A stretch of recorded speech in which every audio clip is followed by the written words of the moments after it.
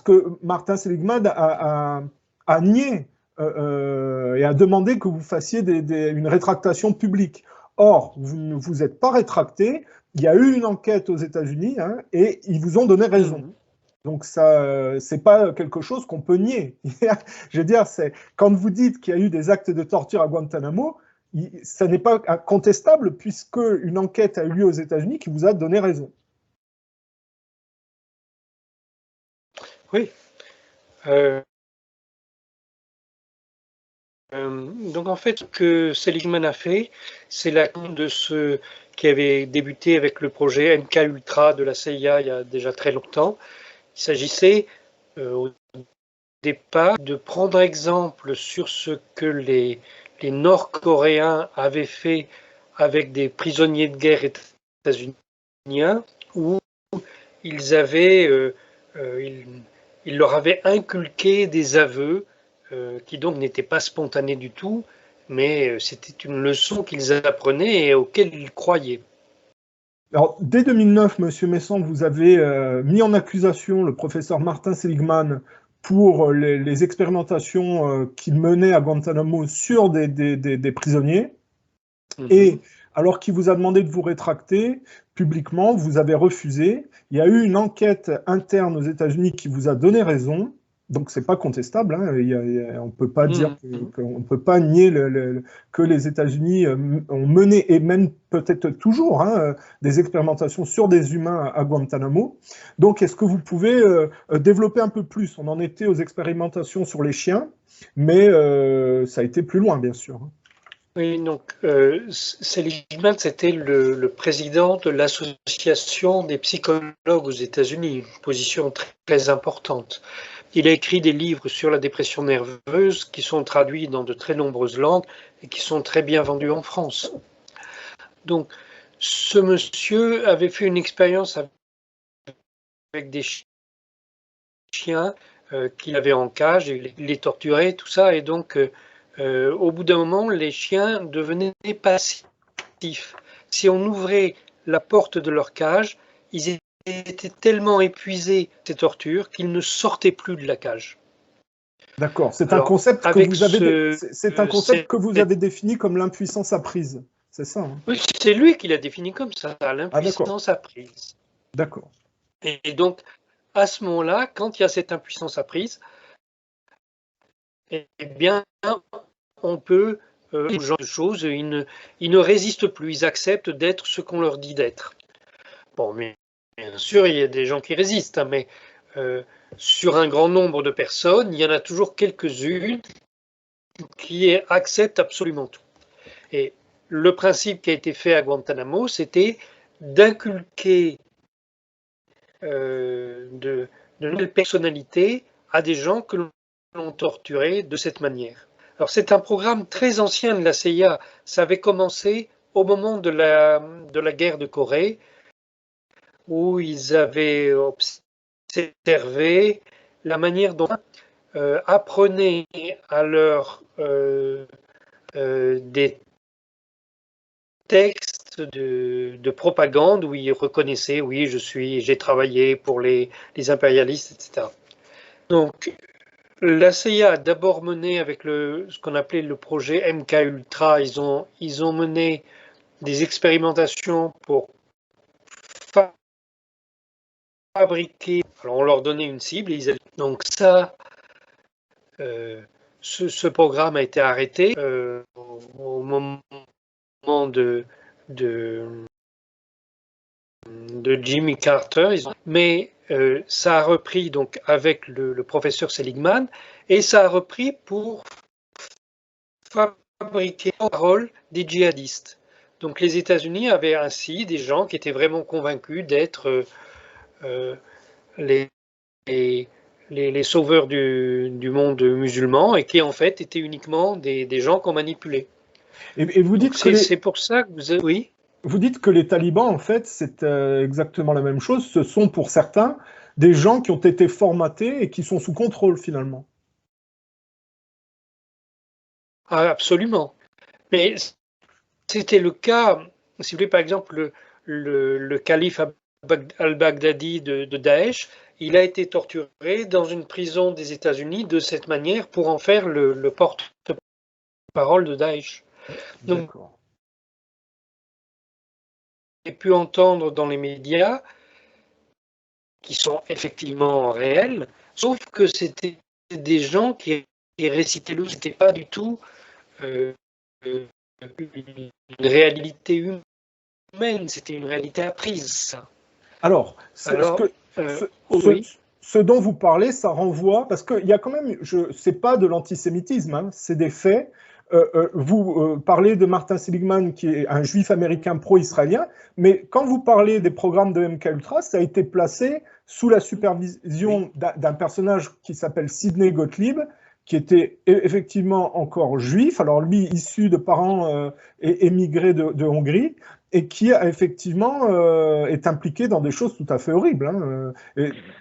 mais, Quand on si vous voulez, regarde, à un moment, il y a eu une collaboration avec l'État d'Israël et la CIA et certains euh, militaires israéliens ont travaillé ensemble dans ces programmes.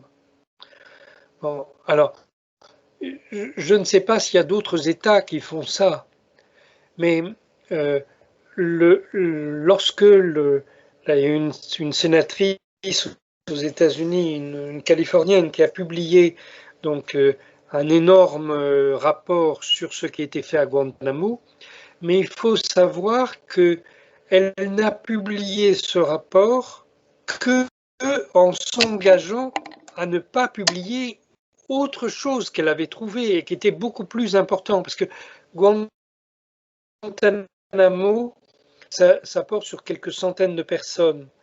Et les prisons secrètes de la CIA, c'est également quelques centaines de personnes.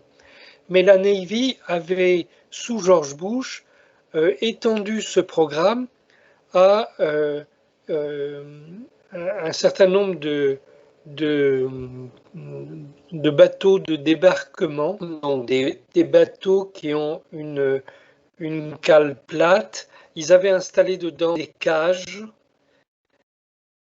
et ils pouvaient torturer des gens dans des eaux internationales sans être poursuivis par aucune loi. Donc, ils ont, sous George Bush, le fils, la Navy a enlevé et torturé au moins 80 000 personnes dans le monde arabe. 80 000. Là, ce sont des chiffres très importants. Et quand ils avaient 80 000, ils pouvaient sélectionner dedans des gens qui seraient réceptifs à ce type de formatage.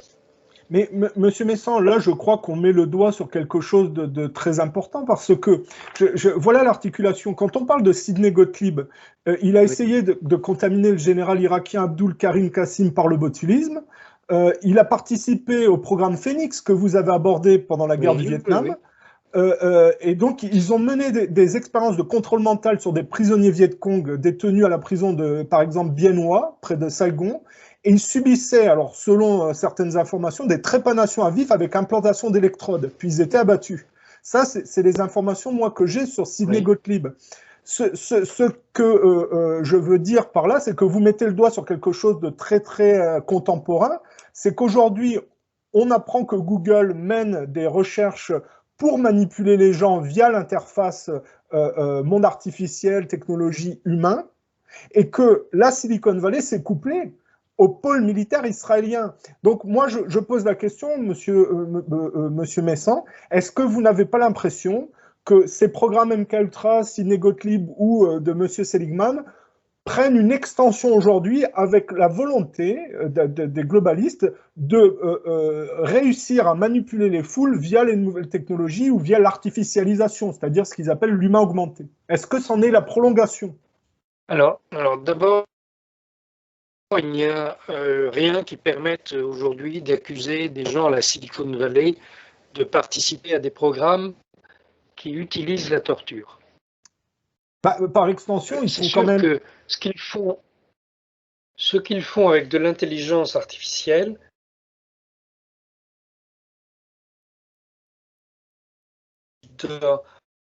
dans la même optique de manipulation, et d'inculquer aux gens de nouveaux comportements. Oui, ça c'est sûr. L'idée qui est partagée par la plupart des dirigeants de la Silicon Valley, c'est l'idée qu'on va pouvoir donc c'est une idée pour le moins dangereuse. J'accuse pas les gens de la Silicon Valley de pratiquer la torture, je dis qu'ils sont bénéficiaires de ce que les gens apprennent dans les professeurs qui mettent ça en place apprennent, et ils appliquent ça à un autre niveau. Et moi, je me pose la question si effectivement, par les nouvelles technologies, parce que moi, je vois ça comme un tout, il y a vraiment des questions à se poser avec cette histoire de Covid qui pourrait être une stratégie qui serait mêlée à ça. Mais le Covid, c'est tout à fait autre chose. Pour vous, c'est autre chose. Vous voyez pas ça comme virus qui se. Attendez. Vous voyez pas ça comme la même stratégie, en fait. Attendez, non, attendez. Ce que je vais vous dire, c'est. Je l'ai écrit il y a déjà 2 ans, mais personne ne réagit. Le Covid, bon, c'est un virus qui se promène, dont on ne connaît pas l'origine, peut-être Noël, mais on ne sait pas. C'est que l'idée que l'on enferme chez eux les gens qui sont sains, ce qu'on a appelé le confinement. Cette idée n'a aucun rapport avec de la médecine, aucun rapport. Normalement, on aurait cherché des traitements alternatifs. Au lieu de ça, on a enfermé les gens chez eux et on a cherché un vaccin. Mais c'est complètement aberrant cette réaction. Et vous ne voyez pas le rapport avec les expérimentations de Seligman? Je vois le rapport avec le travail de Donald Rumsfeld. Si vous voulez, Donald Rumsfeld a demandé à des collaborateurs d'imaginer comment on pourrait transformer la société aux États-Unis pour qu'il n'y ait plus de différence entre le civil et le militaire. C'est dans le cadre de la guerre au terrorisme. Si un attentat en utilisant un virus sera, et ce groupe, les gens sains chez eux, en ce prétexte, comme aux GIs qui sont à l'étranger, de s'enfermer dans leur base militaire s'ils font l'objet d'attaques terroristes. Il se trouve que les principaux membres de ce groupe, l'OBON, le collaborateur le plus direct de Rumsfeld sur cette question, c'est le Gadget, qui est membre national de sécurité des États-Unis et qui est aujourd'hui le directeur de l'Alliance pour les vaccins. C'est lui qui a poussé à ce qu'on ne partage pas les médicaments, mais qu'au contraire, on mise entièrement sur les vaccins. Et le grand scientifique qui a raconté tout un tas d'honneries sur ce virus, c'est le docteur Fauci, qui est aujourd'hui le grand responsable aux États-Unis de la lutte contre la Covid et qui était un des collaborateurs de Rumsfeld. Lorsqu'ils ont publié leur projet en 2004, il y a eu une levée de boucliers de tous les grands médecins aux États-Unis contre eux, et notamment de l'université Johns Hopkins.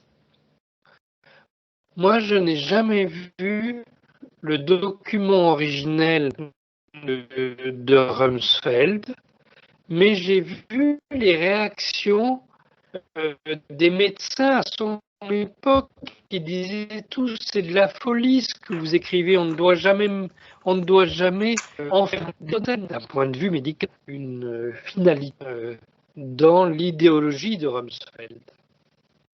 Mais parce que Fauci, vous savez quand même qu'en ce moment, il est mis en accusation par le sénateur Rand Paul et plusieurs républicains comme étant responsable de l'épidémie au laboratoire Wuhan, puisque Oui, des documents d'échange de mails ont été révélés où oui, oui. Alors, effectivement, il y a le gain de fonction. les documents, oui, mais les documents que l'on possède, ils montrent que Fauci a fait euh, Du gain de fonction. des expériences à Wuhan qui étaient interdites aux États-Unis et qu'il a détourné de l'argent public aux États-Unis pour financer ses recherches à Wuhan. Mais ça ne montre que ces recherches ont abouti à la Covid-19. Ça, il y a encore Un gain de fonction, ça consiste à prendre un virus qui est par exemple inoffensif pour l'homme, qui a affaire à l'animal, et à le transformer en un virus qui est transmissible à l'homme. Donc la piste est en train vraiment d'aller vers le professeur Fauci comme l'initiateur de cette crise, quoi. Oui, oui, oui. Donc on va de moins en moins dire que c'est une piste. Non, c'est une piste. C'est une piste très très importante. Non mais c'est une piste très importante, extrêmement sérieuse. Vous savez que tout ce qui a été publié sur les gains de fonction de Fauci via son conseiller Peter, tout ça, ça renvoie au combat à l'intérieur des États-Unis. Mais comment vous expliquez que Trump ait choisi Fauci alors qu'il était censé être dans un camp très différent, quoi? Il n'a jamais choisi Fauci. Il était déjà en poste avant Trump. D'accord, parce qu'on voit que Trump a essayé de pousser l'ivermectine, la chloroquine. Bon, puis on voit quand même que c'est quelque chose d'organisé, puisqu'ils ont fait exploser les stocks de chloroquine en Inde, ils ont assassiné des opposants qui critiquaient ou qui dénonçaient ce qui était en train de se mettre en place. Et moi, j'accuse personnellement la Silicon Valley de faire partie du lot, puisque, bon, ils ont investi dans les vaccins, mais deux, ils suppriment toutes les informations qui alertent sur la dangerosité des vaccins.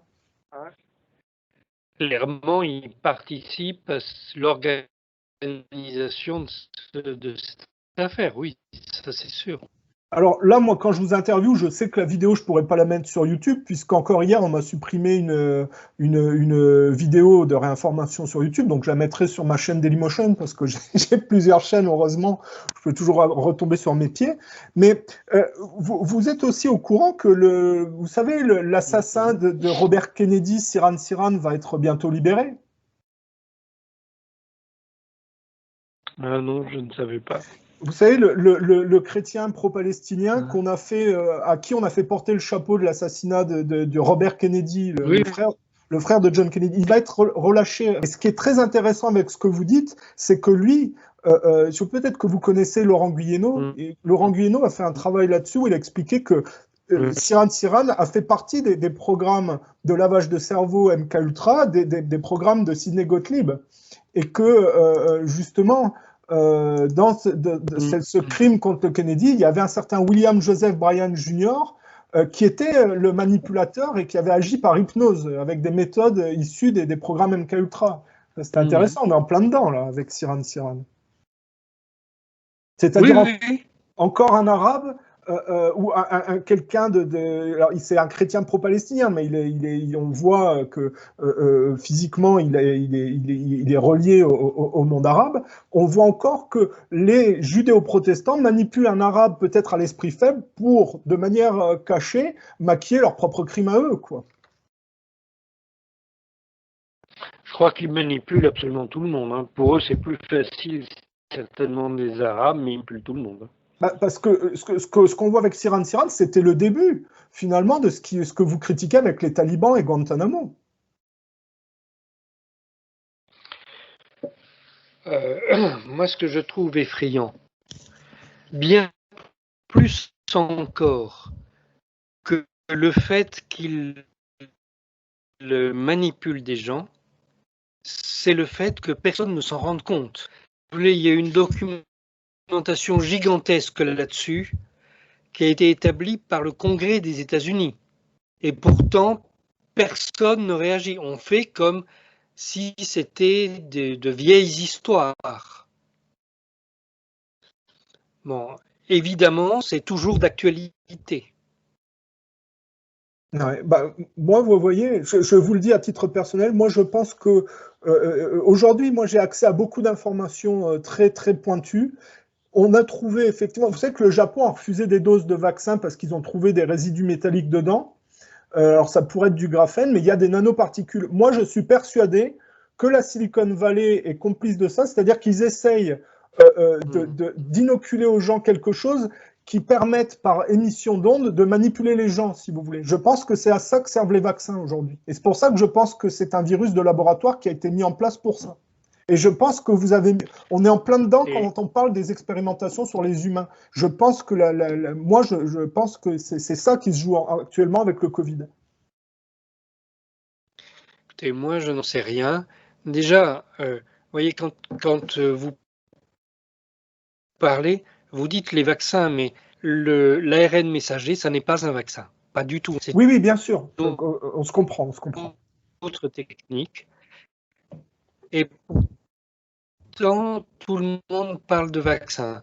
Donc, depuis le début, on raconte n'importe quoi sur ces. Oui, oui, c'est présenté par les médias comme des vaccins. C'est présenté. L'ARN messager, ça n'est pas un vaccin. Mais on est d'accord, oui, monsieur Messan, oui, mais comme les médias les présentent comme des vaccins, j'utilise le mot vaccin pour que les gens comprennent. Tout ce qui vient de Pfizer, Moderna, AstraZeneca, c'est ce qui est appelé vaccin, mais qui n'en est pas. Et moi, je pense que ce qui est appelé vaccin, ça fait partie des programmes qui sont en lien avec ce que vous critiquez des manipulations, si vous voulez. Bah, c'est mon point de vue. C'est un point de vue, enfin, c'est une hypothèse tout à fait plausible. Voilà. Et c'est vrai que vous êtes toujours prudent. Vous dites que tant qu'on ne peut pas avoir la preuve définitive et incontestable, on ne peut pas publiquement se lancer dans ce genre de. Mais bon, moi, je m'en fiche. Hein. Je mets toujours les pieds dans le plat. Non, mais c'est pas seulement ça. C'est que tant qu'on n'a pas la preuve, on peut se tromper sur certaines choses. Bon, c'est clair que les gens qui font tout ça, ils ont un objectif qu'ils ne disent pas, qu'ils trichent pour pousser ce produit, mais nous pouvons toujours nous tromper sur leurs objectifs réels et sur certaines de leurs manières de faire. Nous devons être très précis. D'accord. Bon. Alors, pour revenir un peu sur l'Afghanistan, et parce que, bon, voilà, il y a beaucoup de censure sur le Covid, donc sur l'Afghanistan, il y en aura moins. J'aimerais vous lire un article et puis vous allez, avec votre expérience, me dire ce que vous en pensez. Oui. Je pense que ça va susciter votre attention. Donc, vous connaissez probablement Strategica 51. Oui, oui. C'est un site d'information intéressant. Bon, ils ne sortent pas beaucoup d'articles, hein, mais ils ont dit, voilà, et ça, c'est concomitant avec ce que vous dites. Hein. La CIA fait bien plus que de former des terroristes et des tueurs de Koch Protection Echelon. La CIA est également experte en blanchiment d'argent. Le banquier mondial Ashraf Ghani a peut-être fui l'Afghanistan avec seulement 300 millions de dollars américains, mais la CIA a probablement pillé les réserves de la Banque centrale afghane pour bien plus via un mécanisme de blanchiment d'argent fédéral américain, le Bitcoin. Est-ce que vous pouvez donner votre point de vue là-dessus? Ben, écoutez, dans toutes les guerres que les États-Unis font, il y a des sommes d'argent gigantesques qui disparaissent. Bon, la somme la plus importante, c'était les réserves de la Banque centrale libyenne qui ont disparu du jour au lendemain. On ne sait pas où est cet argent. C'était des milliards et des milliards, c'était une somme absolument astronomique. C'est un des pays les plus riches du monde, hein, en argent liquide. Oui. Bon. Donc voilà. Bon, ça a atterri aux États-Unis pour le chaque fois que ça a lieu. Ah non, mais je ne sais pas ce qu'ils font avec cet argent, mais si vous voulez, chaque fois qu'ils font main basse sur on tourne la tête. Partout, c'est comme ça. Et donc, effectivement, les États-Unis blanchissent de l'argent, oui, bien sûr. Et ça vous étonne qu'ils passent par le Bitcoin? Que la CIA utilise non, les bitcoins pour ça, c'est tout à fait logique en fait. Bien sûr, oui. Bien sûr. Vous avez une idée des sommes pour l'Afghanistan? Ah non, non, non, j'ai pas cherché ça. Parce que vous qui connaissez bien la situation, est-ce que vous pouvez nous faire part du bilan des dégradations de ces années d'occupation américaine en Afghanistan? C'est d'abord un bilan humain absolument terrible, hein. Vous savez, il y a beaucoup de gens qui ont été obligés de fuir la région où ils habitaient, de traverser des espaces immenses et beaucoup sont morts en fuyant comme ça. Bon, vous savez qu'il y a... Bon, voilà, ces migrations font quantité de morts, hein. Et ici, en Europe, on ne sort de ça. On voit arriver quelques réfugiés afghans, mais tout ce que ce peuple a dû... On n'en a pas idée parce que l'Afghanistan était en guerre depuis quasiment un siècle, enfin, depuis 1919. Donc voilà, on ne sait pas tout ça. Mais il y a eu des étapes et l'occupation par les États-Unis dévastateur pour le peuple afghan. Et vous avez une Il n'y idée avait pas beaucoup d'infrastructures là-bas. Précisément parce qu'il y avait des guerres depuis longtemps. Construit. Vous savez, non, je n'ai pas, je vais pas chercher là-dessus. Vous savez pas là-dessus, hein. De manière générale, on ne retient pas le chiffre. Alors, le nombre de pertes humaines en Afghanistan sur l'occupation américaine devrait être connu pourtant, non? Il n'y a pas des organismes qui recensent, comme en Irak ou ce genre de choses? Les organismes, ils recensent uniquement les gens que l'on tue de manière violente. Mais la plupart des conséquences dans leur vie de tous les jours de la guerre, pas mal sans un entrée dangereux, que vous rencontriez des combattants ou pas, parce que vous aurez des problèmes pour vous soigner et pour vous nourrir. Oui, bien sûr, bien sûr. Alors, on ne peut pas aborder l'Afghanistan sans aborder le trafic de drogue et le trafic d'opium organisé par les États-Unis là-bas. Oui. On sait que les Anglais, c'était la guerre de l'opium contre les Chinois, mais les Américains qui ont pris la suite, c'est la même chose finalement. Oui, bon, il y a vraiment quantité et quantité de témoignages qui montrent que les généraux US organisaient la culture des drogues et que c'est le département d'État qui diffusait ça dans le monde entier. En fait, leur principale cible, c'était d'abord la Russie et l'Iran. Et puis après, ils ont étendu ce trafic vers l'Europe. D'accord. Et même à l'intérieur des États-Unis, sur les populations pauvres. Oui, mais aux États-Unis, ils ont une vision de la police qui est particulière, puisque vous avez des ouvrages qui vous racontent qu'il faut utiliser les méthodes de contre-insurrection contre les minorités dans certains quartiers. Donc, quand ils ont commencé ce qu'ils appelaient la guerre à la drogue, exactement la même logique que la guerre au terrorisme, quand ils ont commencé la guerre à la drogue sous Ronald Reagan, il s'agissait clairement d'appliquer la contre-insurrection au quartier noir de Los Angeles. Donc, vous voyez la conséquence. Il y a des unités de police qui sont entièrement blindées, avec des armes incroyables. Bon.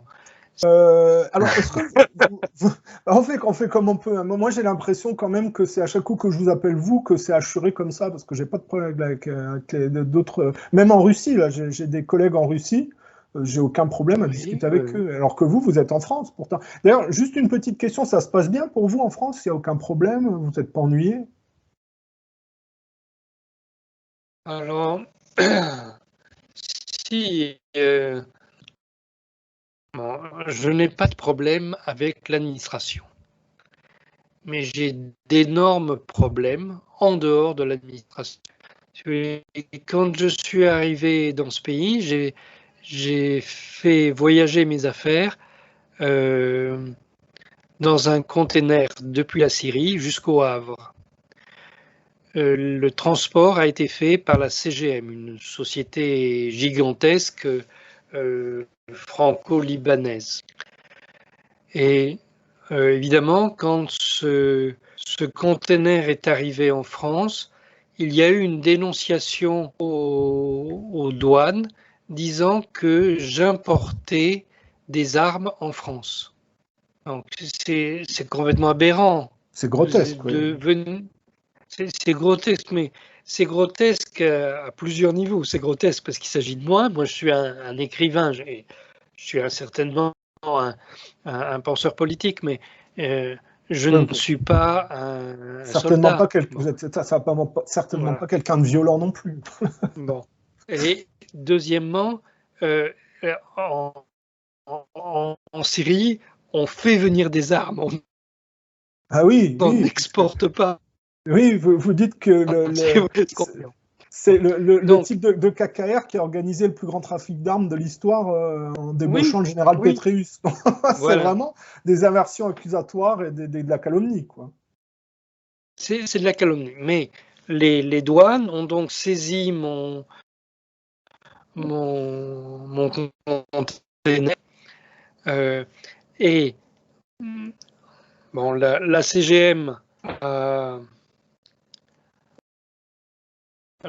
alors je ne sais pas si je dois le dire ici parce que ça serait l'objet d'un procès, mais j'ai pas l'occasion de leur faire ce procès, j'ai pas assez d'argent pour ça. Toujours est-il que lorsque les douanes l'ont fouillé, les douanes l'ont fait vider par une société de déménagement dans un hangar et ils ont ouvert les différents cartons. Et puis quand ils ont terminé, ils ont mis des scotch fouillés par les douanes, hein, et ils ont demandé à ce déménageur de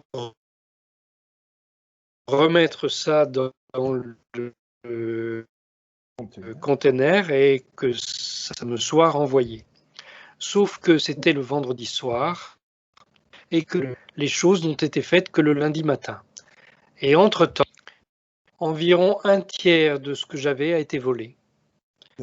Et le reste a été jeté dans le container. Tout était vraiment très très très bien emballé, avec énormément de précautions, et beaucoup de choses ont été cassées, détruites. D'accord. Et il n'y a pas d'assurance? Ce qu'on m'a volé, évidemment, ce sont... Non, il n'y avait pas d'assurance parce qu'il n'y a pas d'assurance sur des qui viennent de Syrie. On assure quelque chose qui vient de Syrie. Et donc, on vous a volé des choses? Donc, il n'y avait pas d'assurance. Et on m'a volé des papiers qui, évidemment, avaient une très grande valeur. Mais je ne sais pas qui a fait ça. Si vous voulez, c'est pas les douanes. C'est sûr, c'est pas les douanes. Les douanes, elles ont fait leur travail, peut-être bêtement, mais elles ont fait leur travail. Mais, en fait, toute cette opération a été organisée pour pouvoir voler ces affaires. D'accord. Bon, bah alors là, c'est les services secrets, là. Hein. C'est un service secret, mais de quel pays, je ne sais pas. Ah oui, bon, bah, il n'y en a pas 36. Bon, puis là, je viens de créer une société. Je viens de créer une société pour pouvoir gagner de l'argent. Quand je suis arrivé, j'ai écrit à toutes sortes de journaux et de chaînes de télévision leur proposant mes services, mais absolument personne ne m'a répondu. Ah, mais Même pas d'accusé-réception. Bon, le niveau donc est abyssal. Le niveau en France est abyssal, hein. Si vous voulez dire la vérité, il n'y a plus aucune place. C'est impossible. Ça n'intéresse pas oui, oui, Tout est ok, verrouillé. ok. Bon. Tout est verrouillé. Donc, j'ai voulu créer pour pouvoir travailler moi-même en France, parce que je n'ai pas de revenus. Et je... Donc, Oui, oui, si vous c'est voulez, là, compréhensible. actuellement, j'ai le RSA. C'est ridicule, cette situation. C'est très difficile de travailler quand on ne se soumet pas à Donc, l'idéologie dominante. j'ai voulu créer les banques que je me suis adressé. Oui, oui. Donc, je me suis adressé à différentes banques successivement pour faire un... Mais toutes les banques auxquelles je me suis adressé, les uns après l'autre, ont refusé sans explication, bien sûr. Alors, il y en a qui me l'ont dit en face, mais pas par écrit. Bon, voilà. Donc, voilà, personne ne voulait. En juillet, il y a une banque qui l'a accepté parce que le responsable était parti en vacances. Et donc, voilà, c'est passé. On n'a pas fait la recherche sur mon nom. Mais en fait, quand ce monsieur est revenu, qu'ils ont compris qui j'étais, ils m'ont dit, OK, on a fait le dépôt pour vous, mais on ne vous veut plus comme là, j'avais le dépôt, j'avais pu obtenir le cabis, j'ai changé, j'ai trouvé une banque qui accepte. Mais si vous voulez, tout est fait pour vous maintenir à l'écart Oui, et bien sûr. vous envoyer des messages voilà, qui sont durs. Moi, j'ai perdu un tiers de ce que j'avais quand je suis arrivé ici. La France est totalement. Enfin, moi, je suis aussi choqué de voir la chute abyssale du pays. Moi, je l'ai remarqué depuis l'élection de Sarkozy. Il y a eu une chute qui ne s'est pas arrêtée, quoi. Ça n'a fait que de se dégrader au point de vue des valeurs. Je pense que ça avait commencé juste après l'accident cérébral du président Chirac. Sa dernière année, c'est un peu n'importe quoi. Et après, bon, Hollande, Macron, bon, en fait, ce ne sont pas des hommes politiques. Si, Sarkozy est un homme politique, mais les deux suivants, François Hollande, il a été choisi parce qu'il était le premier secrétaire du Parti socialiste et que personne ne le soutenait. Donc, il ne faisait d'ombre ni à aucun des éléphants du Parti socialiste. Donc, il a été choisi parce qu'il était mauvais. Et il a été très mauvais. Bon, c'est moins qu'on puisse dire. Oui, enfin, oui. Bon, je vois pas Sarkozy comme mieux, quoi. Pour moi, c'est petit pot et mollo. Non, mais Sarkozy, il a fait énormément d'erreurs. C'est un homme capable de voir ses erreurs, alors que François Hollande ne les a pas vues. Il les a pas reconnus. François Hollande, il a obéi à son administration. Il n'a pris aucune initiative. C'est un homme, il a juste signé des papiers. Mais il a quand même assassiné pas mal de monde au niveau de ses ordres Et bien sûr, il a signé des papiers. Il dit oui, parce qu'il n'y a pas toujours des ordres écrits pour ça, mais effectivement, il a ordonné d'assassiner des gens et il s'en a inventé. C'est absolument oui. incroyable. Qu'on lui disait, c'était à faire. Mais on est loin du blagueur, du type qui faisait des blagues au banquet, enfin l'image qu'il essayait de donner. Hein. Et que Canal+, d'ailleurs, a caché François Hollande avec cette histoire des guignols de l'info où il le faisait passer pour un idiot et un niais, quoi. C'est pas tout à fait ça dans la réalité. Hein. Mais dans la réalité, c'est un homme qui est assez gentil, qui ne veut faire de mal à personne, mais qui signe des ordres d'assassiner en permanence. Donc, voilà ce genre de personnage, c'est le pire genre de collaborateur à la télévision qui expliquait comment il a fait d'attentats à Saint-Denis et à Paris. Si vous voulez, il a certainement bien réagi parce qu'on lui a dit qu'il fallait faire. Il fallait faire. Pourquoi a-t-il eu ces attentats à cause de ses propres décisions? Il n'a même pas ça dans la tête. Et alors, Si vous voulez, parce que ça c'est tout le monde qui intéressant. a fait, oui. Parce que ça, c'est intéressant, c'est que on va retomber un peu sur cette histoire de guerre au terrorisme et de gens manipulés qu'on utilise comme épouvantail. On sait que à l'époque de la guerre froide en Europe, il y avait le Gladio. Et c'est un peu le principe de l'utilisation des talibans aujourd'hui. C'est-à-dire qu'on faisait des attentats sous faux drapeau en manipulant des types de gauche ou des gauchistes pour stigmatiser les communistes, en fait. Et ça, à la chute de l'URSS, ces réseaux n'ont pas disparu, ils se sont juste transformés en réseaux de manipulation de faux djihadistes pour porter l'opprobre au monde arabe, finalement, et justifier la guerre au terrorisme. Mais enfin, bon, le Gladio, ça a utilisé des gens à droite et à gauche. Hein. Le coup d'État en Grèce, c'est le Gladio qui l'a fait. Donc, les États-Unis ne s'embarrassent pas des différences idéologiques. Ça ne les intéresse pas. Ils sont très bien avec des gens dans tous les partis politiques. La seule chose qu'ils détestent, ce sont les nationalistes. Oui, parce qu'ils bloquent la mise, le fait qu'ils mettent la main sur les richesses des pays qui siphonnent. Bon, voilà, c'est... Mais ils savent aussi les manipuler, puisqu'ils ont bien financé les nazis pour qu'ils dégradent le plus l'Europe avant que les Américains n'interviennent pour prendre la mise avant les Russes, quoi. Donc, ils savent aussi manipuler les nationalistes quand il s'agit de les faire affronter les communistes, par exemple. Et si ça sert leurs intérêts de dégrader et les communistes et les nationalistes, et après les nazis... Pardon, les nazis n'étaient pas du tout des nationalistes, puisque les nazis basaient leur idéologie sur la race, pas du tout sur la nation. Disons que c'est une extension, c'est une super extension du nationalisme au racialisme.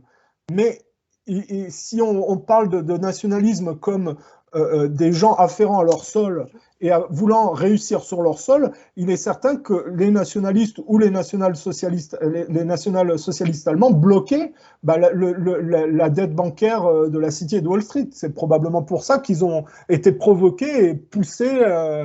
Moi, j'ai l'impression que les national-socialistes ont été provoqués comme Poutine aujourd'hui. D'ailleurs, les Américains traitent aujourd'hui, ce qui est un comble, Poutine d'être un nazi. C'est quand même hallucinant quand on sait le tribut qu'a payé la Russie pendant la Seconde Guerre mondiale, quoi. J'insiste, hein, pour moi, les nazis, ils fondent sur l'idée d'une race. Donc c'est pas pareil. Donc, pour ils ont vous cherché à défendre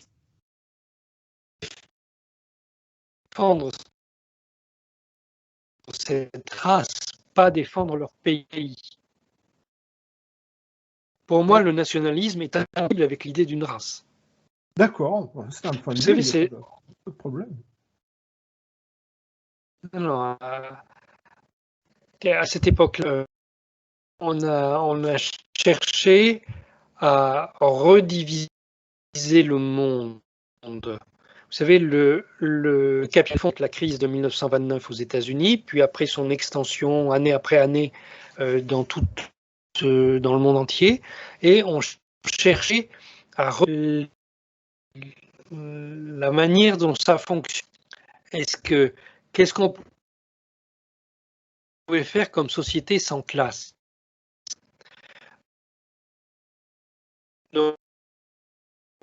D'une part le communisme et d'autre dont les nazis ont été les éléments porteurs.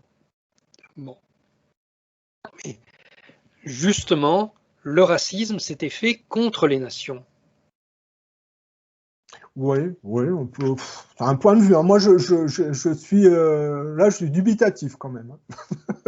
Eh ben, les nazis vous expliquaient que l'Alsace et la Moselle, c'était la même race. Ça, c'est pas du tout du nationalisme, ça. Donc pour vous, on aurait pu comprendre que les national-socialistes allemandes étaient financés par les Américains pour diviser sur le racialisme. Non. Ils ont été financés par les États-Unis contre l'Union soviétique. Voilà. C'est tout. Pour dégrader le plus possible. La seule la seule préoccupation des banquiers aux États-Unis et au Royaume-Uni, c'était de lutter contre l'Union soviétique. C'est tout. Donc, si ça passait par le racialisme, ça ne leur posait pas de problème. Alors, petite question. Si on part du principe que le Gladio s'est transmué à la chute de l'URSS en filière de financement de faux djihadistes pour stigmatiser le monde arabe, est-ce que vous pensez que de comprendre comment les réseaux du Gladio se sont transmués en cette entité de financement du djihadisme, ça permet de comprendre les attentats du Bataclan, Charlie Hebdo, donc ou Mohamed Merah. Est-ce que ça n'est pas justement la transposition des réseaux du Gladio anticommuniste au monde de la guerre au terrorisme par rapport aux djihadistes? Alors, c'est très, très, très possible. Oui, je voudrais parler du procès qui s'ouvre pour les attentats. Pour moi, il y a deux questions essentielles et je crains que personne ne les pose, ces questions. La première, il y a un des accusés présent dans le box des accusés. Dans la presse britannique a expliqué, c'est pas moi, c'est la presse qui a dit qu'il était informateur du MI6, des services secrets britanniques. Quelqu'un va-t-il lui demander quelles sont ses relations avec le MI6? C'est quand même une question importante. Soit. Jusque-là, je vous suis. Était présent, ce monsieur était présent dans les attentats, mais il est aussi impliqué dans les attentats qui ont eu lieu plusieurs mois après en Belgique, à Bruxelles et Zaventem. Cette question est encore plus importante parce qu'elle nous montre que les attentats de Paris et les attentats de Bruxelles sont liés l'un et l'autre. Et que le point commun, c'est l'Angleterre. Vous savez que ces attentats... Non, oulala, je vais vous en dire plus encore. Vous savez que ces attentats, c'est pas comme donner un coup de couteau dans une foule. Ça, ce sont des attentats à très grande échelle, avec une précision et un timing absolument militaire. Ce sont des opérations de guerre, ces attentats-là. Ce n'est pas des imbéciles qui s'imaginent qu'ils vont faire le djihad tout seuls. Ce n'est pas du tout ça. C'est une énorme organisation, ces attentats. Ça pourrait être un peu le Gladio d'avant, alors. Oui. Il se trouve qu'un chef d'État étranger a publiquement revendiqué les attentats de Bruxelles et de Zaventem, donc ceux de Paris et de Saint-Denis. Est-ce qu'on va aborder cette question devant le tribunal à Paris? Est-ce que vous parlez d'Erdogan? Est-ce que vous parlez d'Erdogan? Oui. D'accord. Oui. Et quelle a été sa déclaration en particulier? Parce que ça doit être précis. Il a dû dire quelque chose de précis. Oui, 2 jours avant les attentats de Bruxelles et de Zaventem, il les a annoncés dans un discours public. Il a dit « ça va vous arriver, vous, à Bruxelles ». Oui, mais est-ce que ça veut dire que les services secrets turcs étaient peut-être au courant de ce que peut-être l'Angleterre ou Israël étaient en train de mettre en place avec les services secrets français ou belges? La bombe qui a explosé à Bruxelles, elle a explosé à l'emplacement exact où, quelques jours auparavant, se trouvait un stand du PKK kurde contre la Turquie. D'accord. Donc, selon vous, la Turquie serait derrière ces attentats et aurait,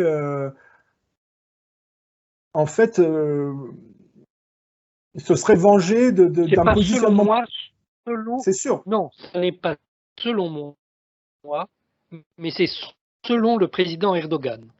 Pourquoi personne ne veut aborder cette question? C'est très simple. Parce que si on aborde cette question, on doit déballer comment dire, tout le problème qui existe entre la France et la Turquie. Il faut savoir qu'en 2011, le ministre des Affaires étrangères, qui à l'époque était Alain Juppé, a signé un document, mais il a signé un document dont on le connaît quand même, ce document, même s'il est secret.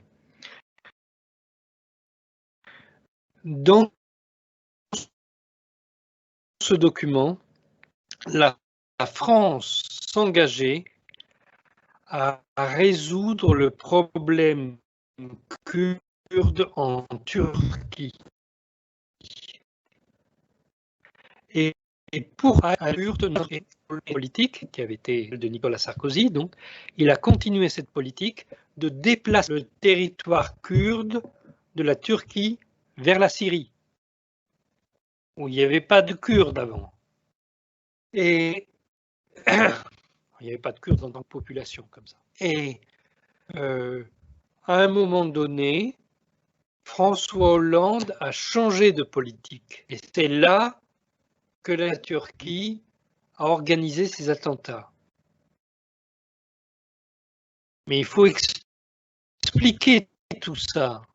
Donc, premièrement, lorsque M. Juppé a signé je ne sais pas quelle est la forme exacte de ce document, mais quand il a signé, il faut quand même comprendre ce que ça veut dire. Ça veut dire on va voter. C'est là qu'habitent les Kurdes maintenant. C'est quand même, c'est comme ça qu'on fabrique une guerre. Deuxièmement, François Hollande, parce que les États-Unis lui ont demandé, il a changé cette politique. Et évidemment, les Turcs lui ont rappelé la signature française. Mais alors, Donc, tout ce qu'on vous raconte sur l'histoire des Kurdes en Syrie, c'est complètement débile depuis des années. donc d'après vous, finalement, le François Hollande, enfin les Français, les socialistes, hein, la France de cette époque-là, s'est fait intimider en fait. Oui, bien sûr. Un genre de chantage et d'intimidation. D'accord. Écoutez, Alors que, c'est quand même alors que, normal. La France prend un engagement et ne le respecte pas. C'est normal. bah, ce qui est surtout anormal, c'est qu'on a des gens qui sont. Pour moi, hein, je vois pas Erdogan comme un type honnête. Hein, en fait, les Français et les Turcs sont alliés contre les Syriens. Hein, ils financent les djihadistes les uns et les autres. Donc, Oui, mais en interne, ils se mordent le nez en oui. interne, quoi. Voilà. Voilà. Ok. Mais c'est triste d'avoir un constat politique aussi navrant en France, quoi. Parce que ça n'a pas dû beaucoup s'arranger avec Macron. Hein.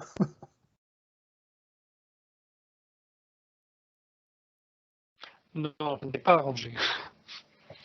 Voilà. Et il faut savoir, en politique, quels que soient les actes que l'on pose, qu'ils soient bons ou qu'ils soient mauvais, ils ont toujours des conséquences. Bien sûr, bien sûr. Ben là, voilà un point éclairci en plus. Bon, on a vu pas mal de points. Moi, récemment, j'ai discuté avec un Marine, c'est un mitrailleur qui est aux États-Unis, et qui me disait tout le monde.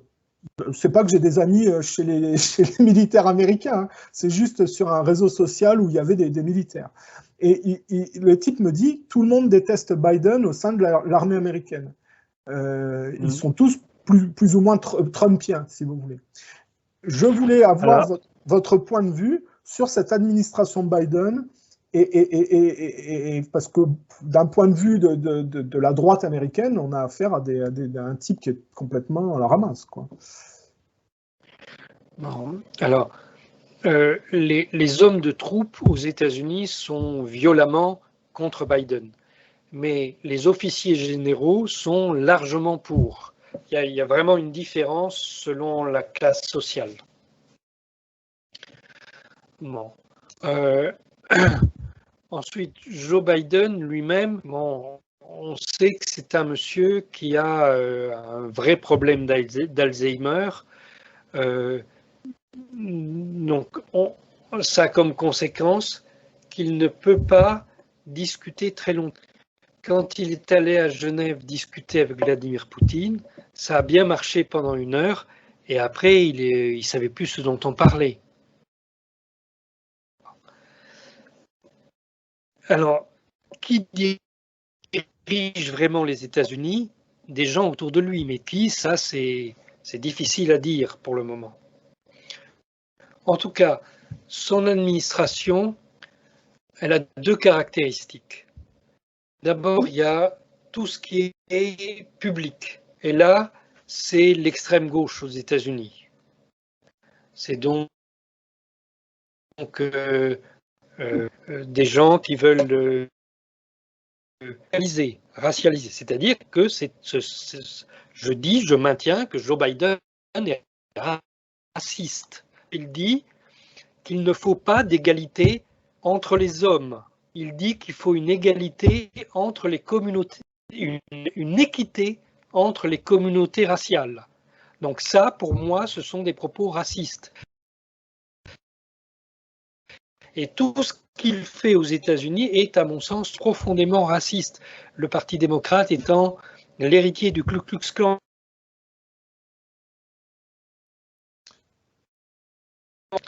Donc, alors, le Parti démocrate a plusieurs facettes, hein. On l'a vu avec Lyndon B. Johnson, qui correspond à ce que vous dites, et puis Kennedy, qui était plutôt dans la tranche réformatrice et libérale.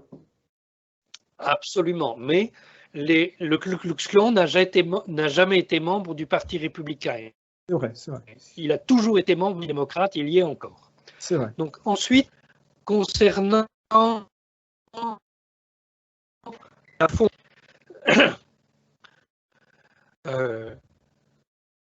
progressivement, il ne l'a pas fait tout de suite, mais progressivement, il s'est aligné sur l'État profond états-unien. Il avait, un peu avant la rencontre avec Poutine à Genève, il avait dit vous l'avez vu à Kaboul, il reprend la guerre sans fin. Il est en train de distribuer les positions des armées états-uniennes dans le monde. Donc, il retire partout où c'est possible le grand déploiement de troupes au sol. Donc, il a commencé en Afghanistan, il est en train de le préparer en Irak, vous l'aurez dans les prochaines semaines. Et au contraire, il déploie absolument partout un système de surveillance par drone et d'intervention par force spéciale. Voilà. Donc, ce qu'il fait est beaucoup plus dangereux que que ses prédécesseurs avaient commencé à faire. Et si on faisait un raccourci en disant que c'est Israël qui dirige maintenant les États-Unis, est-ce que vous valideriez ou pas? D'accord. Je ne crois pas parce Israël est en train de changer. Benjamin Netanyahou, c'était l'héritier de Jabotinsky, le penseur révisionniste israélien, celui qui disait que Israël est un peuple pour un peuple sans terre, et donc les Palestiniens n'ont aucun droit, il faut et voulait étendre l'impérialisme britannique et conquérir le territoire entre le Euphrate. Donc ça, cette période-là, elle est terminée avec l'échec de Netanyahou. Maintenant, la coalition qui est au pouvoir, voilà, pour le moment, ce que fait Israël, c'est un peu n'importe quoi, ça va dans tous les sens, ça se contredit. Donc, les gens... Vous voulez dire que le Premier ministre actuel n'a pas pris ses marques encore? Défendaient les idées de Netanyahou. Non, mais le Premier ministre actuel n'a pas le pouvoir et doit composer avec le parti bleu-blanc, avec Lapid, l'autre Premier ministre. Donc, ce que représentait Netanyahou n'est plus au pouvoir en tant que tel en Israël. Bien sûr, ils tiennent toujours des leviers, mais ils ne tiennent plus l'État d'Israël. À mon avis, les choses se déplacent. Et particulièrement avec le confinement obligatoire, pas la distribution des richesses terribles. Hein. Monsieur Bezos est devenu un homme qui a plus de moyens que la majorité des États. Plus de moyens en termes de liquidité. Et ça, c'est le consumérisme collectif qui l'a porté au pinacle. Hein. Oui, mais ça n'a été possible que parce qu'il y a eu un confinement obligatoire. C'est le confinement obligatoire qui a permis à Amazon de devenir ce qu'il est aujourd'hui et qu'il n'était pas du tout il y a 2 ans. Et vous avez d'autres super milliardaires qui sont une vingtaine qui ont surgi à cette occasion. Ces gens-là ont un pouvoir énorme. Vous parliez de la Silicon Valley, c'est pas toute la Silicon Valley, c'est ces gens-là qui ont le pouvoir aujourd'hui. Donc, ce qu'il faut voir, c'est qui parmi ces gens-là va défendre les mêmes idées que ce que défendait Netanyahou. Le problème qu'il faut pointer, c'est que la Silicon Valley est couplée au pôle militaire israélien. Et ça a même été poussé par Hillary Clinton. Il y a eu une soumission d'Hillary Clinton, on l'a vu à l'EPAC et ce genre de choses. Elle a poussé à ça. Et ça en dit long. Parce qu'on parlait des personnages comme Sidney Gottlieb, comme Seligman. Il y a quand même une récurrence de personnages liés à Israël qui ont des rapports aux autres et qui sont tout à fait malsains. Et je pense que la Silicon Valley est détournée par ces gens. Oui, mais pas uniquement par ces gens. Je parlais de Jeff Bezos. Bon, c'est aujourd'hui lui qui est le vrai porte-parole de l'armée américaine. Il a acheté le Washington Post. Et dans le Washington Post que vous trouvez toutes les idées du département d'État. Ah oui, ça a toujours été comme ça pendant 50 ans, le Washington Post. Donc là, on est dans un problème récurrent qui est bien connu aux États-Unis, c'est qu'on l'a vu au début avec la construction de la Fed, c'est que le pays appartient aux riches patrons. Et aujourd'hui, sur la décadence et le consumérisme collectif, c'est des types comme Bezos qui sont portés au pinacle. Oui, mais ce ne sont plus les milliardaires d'avant. Bien sûr, ils ont été remplacés par les types comme Bezos. Les milliardaires sont complètement dépassés. Il y a eu là, pendant les 2 dernières années, une répartition des richesses qui s'est effectuée qui n'a aucun rapport avec ce que l'humanité a connu auparavant. Vous voulez dire une captation, une Maintenant, monopolisation des richesses, quoi, par une minorité. ok. Bon, nous ne pratiquons pas la démocratie. Aux dernières élections, il n'y a qu'un tiers des gens qui sont allés voter. Alors, il ne peut pas y avoir de démocratie quand c'est comme ça. La démocratie, c'est qu'on décide de son avenir. Un tiers des gens inscrits, c'est pour vous dire le nombre faiblard. Et encore, il y a une magouille en plus. Hein, ça ne s'est pas fait correctement, cette élection. Hein, il y a une magouille. Hein. D'accord. Donc, plus en démocratie. Ça n'est plus qu'un rêve, la démocratie. Là, s'il y a des gens qui en doutent, je veux dire, avec le Covid, c'est évident qu'il n'y a plus de démocratie. Voilà. Il n'y a plus de démocratie. Il faut repenser le monde complètement. Ben, ce qui moi me choque, c'est que avec tout ce qui s'est passé, il n'y a pas eu de réaction populaire. Je veux dire, bon, les gens avec leurs tambourins dans la rue, ils peuvent, comme les gilets jaunes, manifester pendant 1 an de plus. Ils n'auront pas gain de cause. Les gens n'ont pas pris la mesure de ce qui se jouait, quoi. Et pour l'instant, ils réagissent pas correctement. Enfin, il n'y a pas de réaction à la hauteur, quoi. Ok, les gens ne réagissent pas, mais petit à petit, ils réalisent que les choses ont été eux, ils n'ont pas le pouvoir de décider leur avenir, ils se décident en dehors, pour eux. Et donc, à un moment, ils vont réagir. Peut-être pas l'année prochaine, peut-être que dans 10 ans, je ne sais pas. Mais de toute manière, ce système ne peut pas continuer. Oui, c'est pas pérenne, ça va, ils vont droit dans le mur avec C'est quand même de l'aliénation. Hein. Moi, je dis, on a quand même affaire à des gens qui sont déconnectés. Quand vous regardez Bezos, il a quand même il y a quelque chose, même dans le physique, hein, qui paraît qu'il n'a pas l'air d'avoir les pieds sur terre sur à tous les niveaux. Évidemment, ce monsieur n'a rien de commun avec des gens comme nous, hein. Mais c'est quand même un homme.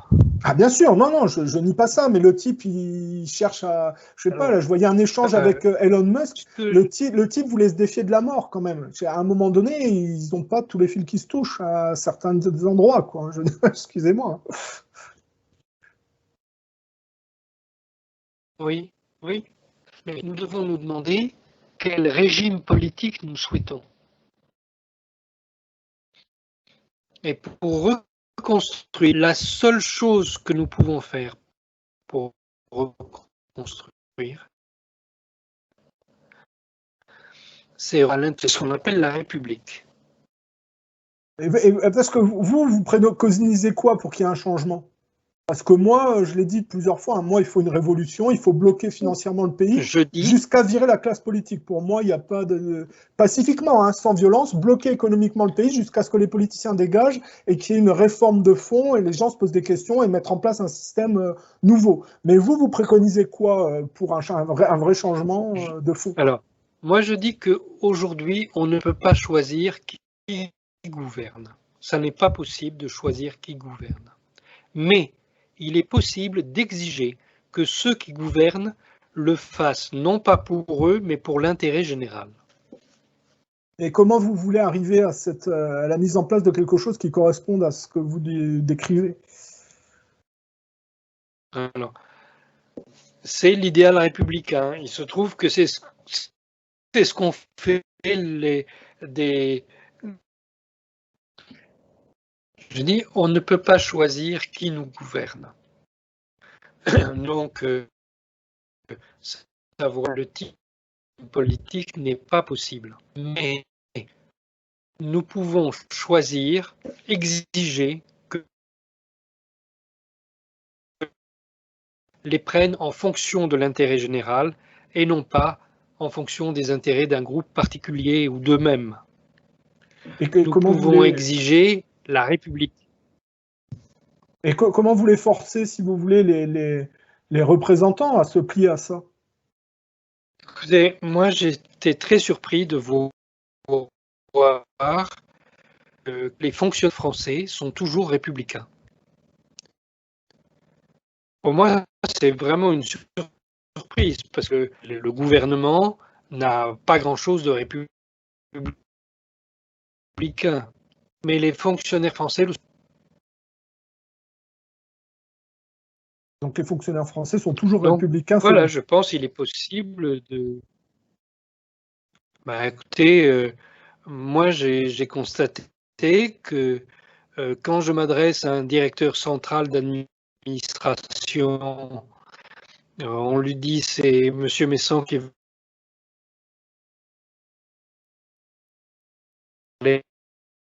sait qui je suis. Une réaction hostile à mon égard, mais il fait son travail consciencieusement et il met son hostilité de côté. Donc les fonctionnaires français sont toujours républicains. Et vous pensez qu'on peut compter sur les fonctionnaires français pour faire appliquer, si vous voulez, le principe républicain alors? Moi, je suis sceptique. Hein. Je pense que si on appliquait, mais absolument, je pense que s'il y a des décisions républicaines, ça serait une grande avancée. Bon, et alors, de ce que vous avez vu depuis que vous êtes arrivé en France, est-ce que vous vous sentez de rester en France ou vous vous dites, finalement, pour moi, il y a peut-être plus d'opportunités dans un autre pays ou comment envisagez-vous le futur au point de vue personnel? Il y a beaucoup plus d'opportunités dans d'autres pays pour moi. Mais je suis revenu en France pour des raisons familiales et donc j'ai pas l'intention de partir. D'accord. Donc, et donc, vous êtes quand même, ça vous a fait du bien de revenir en France malgré tout. De revoir ma famille après 15 ans, oui, ça m'a fait du bien. D'accord. Et d'accord. Donc, vous êtes en France, vous voulez rester en France et vous allez essayer donc Oui. de créer quelque chose qui vous permette de gagner de l'argent et de rester durablement finalement. Oui. Bon, Oui. c'est très bien. Et sur ces 15 ans passés à l'étranger, ça a dû énormément vous enrichir, quoi, finalement, au point de vue personnel. Euh, Moi, j'ai l'impression non seulement d'avoir été enrichi, mais je crois que j'ai complètement changé. Hein. Je crois que humainement, je suis plus la même personne. D'accord. Êtes enrichi, spirituellement, vous êtes enrichi. C'est-à-dire, si vous étiez resté en France, ça aurait pas vous n'auriez pas pu prendre la même dimension et vous n'auriez peut-être pas découvert certaines de vos facettes, quoi. J'en sais rien, mais ce que je constate, c'est que ce que j'ai vécu m'a profondément transformé. Et en positif ou en négatif parce que... Ah oui, en positif. Oui. Et, Oui, et oui, en positif. vous gardez énormément de liens durables avec des gens à l'étranger? Bien sûr. Donc pour vous, c'est un peu comme Dieudonné, hein, avec sa prise de position, il a dit qu'effectivement, il regrettait pas et que finalement, ça lui avait beaucoup, sur le plan personnel, ça lui avait beaucoup, ça l'avait beaucoup changé dans l'aspect positif. Mm. C'est-à-dire que quand la plupart des gens vont dans un sens qui n'est pas le bon hein, au point de vue moral, et Mm. qu'on a une minorité de gens qui courageusement refusent de céder, si vous voulez, à la pression collective, ça vous met comment dire, en contraste. Mais ce contraste, ça vous apporte beaucoup, quoi, finalement, quand on sait en tirer parti. Oui, oui. Mais moi, l'expérience la plus forte que j'ai eue, c'est la chute de la Libye, où je ne sais pas si je dois raconter ça, mais J'enlèverai éventuellement après si ça vous ennuie, mais si c'est intéressant et si ça peut apporter aux gens qui sont un peu plus futés, qui cherchent la bonne information, pourquoi pas, n'hésitez pas. écoutez, moi, en Libye, j'ai été assiégé par Al-Qaïda. Al-Qaïda qui était encadré par des soldats français, je répète, Al-Qaïda était encadré par des soldats français, en tout cas ces soldats parlaient français au téléphone et ils avaient une vraie formation militaire, c'est très clair. Ok. Au Tokiwoki, là. Bon. J'ai vu les massacres que l'on a perpétrés, que les Occidentaux ont perpétrés. Donc Vous les n'avez massacres. pas D'accord. entendu parler de ces massacres, mais c'est vraiment, Ben, j'ai vu ça, quoi. J'ai vu, on en a parlé dans j'ai vu les ça interviews. m'a marqué.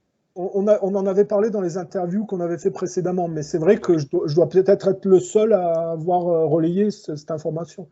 Il n'y en a pas beaucoup qui ont fait ce travail-là. J'ai vu ça et j'ai vu dans ces situations où il n'y a que des morts, j'ai vu des gens qui, alors certains très peu, mais j'en ai vu qui prenaient encore soin des autres plus que d'eux-mêmes.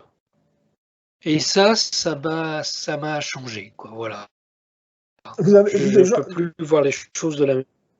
Donc vous avez ces périodes dramatiques vous ont permis d'observer que l'humanité était présente et que ça existait partout, où on voyait que dans l'adversité, la difficulté, certaines personnes se démarquaient et montraient une facette de l'humain qui était vraiment positive, quoi.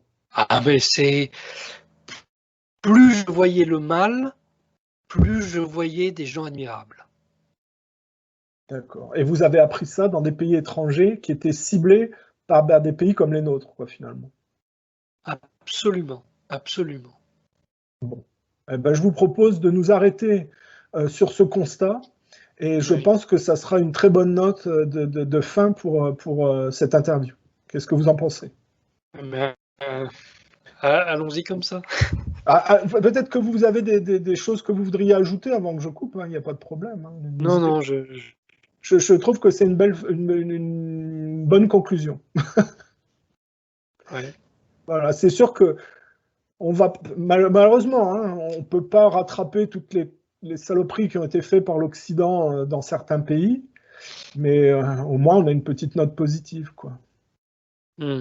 On va dire ça comme ça, parce que vous semblez être un peu sur... il y a des choses qui veulent sortir, peut-être. Alors n'hésitez pas, moi, je vous donne l'occasion. Hein. Il faut vous lâcher, n'hésitez pas, parce qu'il y a eu beaucoup de choses horribles que vous avez vues, et vous avez besoin peut-être de sortir un peu tout ce que vous avez en vous, quoi. Ben oui. Parce que ça n'a pas dû être facile, quoi. Moi, j'ai vu certaines vidéos, j'ai vu des massacres, j'ai vu des gens se massacrer à coups de machette. J'ai vu des trucs affreux.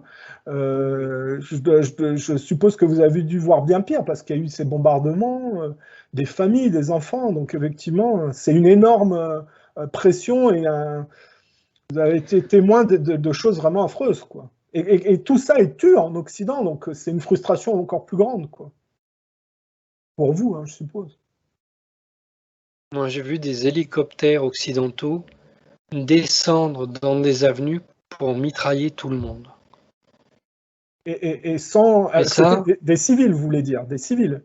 oui, c'est mitrailler tous les gens qui passent par là. Les civils, oui.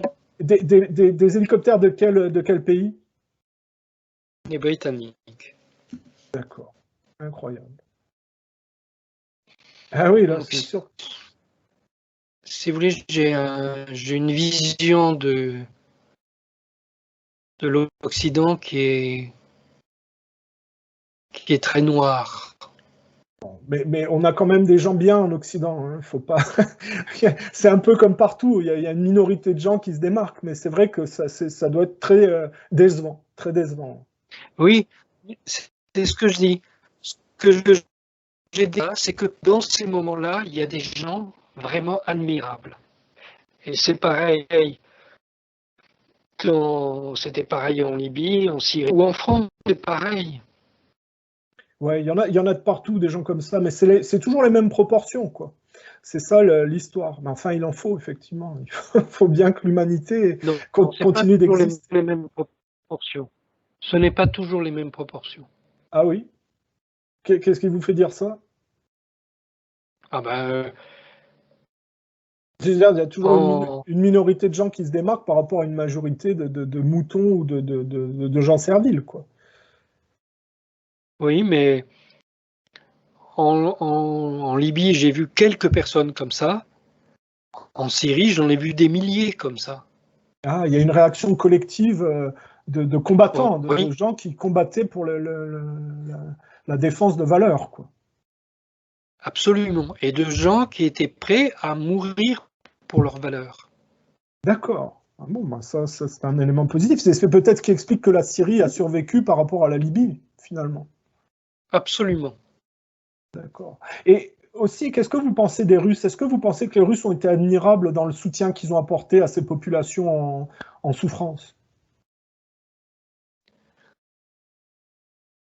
Ou est-ce que vous seriez plus Les nuancé? Russes, ah non, les Russes ont apporté une aide militaire décisive et ils se sont très peu mêlés de la vie des Syriens. Très, très, très peu.